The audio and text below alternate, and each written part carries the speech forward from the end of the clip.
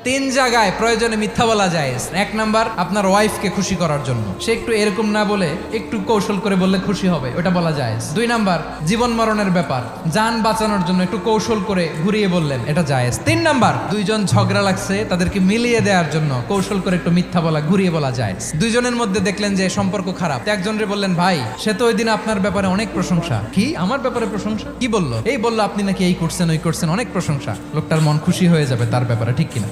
আবার তার সাথে যার ঝগড়া, ওরে যে বলুন, ভাই ওই দিন তো সে আপনার অনেক অ্যাপ্রিসিয়েশন করলো, অনেক। সে তো অবাক, কি রে বলে কি? এই যে দুইজনের ব্যাপারে দুইজনের একটু ভালো ভালো কথা বলে দিচ্ছেন, একদিন দেখবেন রাস্তা দিয়ে হাঁটার সময় একে অপরকে সালাম দিয়ে ফেলছে, সালাম দিয়ে বুকে জড়ায় ধরছে, আছে না নাই? আবার মিলমিশ হয়ে গেছে। কিন্তু আমাদের স্বভাব হইলো, দুই প্রতিবেশী যদি একসাথে বসে একসাথে হাঁটে, দূর থেকে দেখলে আমাদের জলে, আছে না নাই? ঘটনা কি? এই দুইটার মধ্যে এত মিল কে? এই দুইটার মধ্যে গিরিঙ্গি লাগানো যায় কিভাবে? আল্লাহর কাছে তওবা করেন, এই মানসিকতার যেন আমরা না হয়, আমরা মিলিয়ে দিব।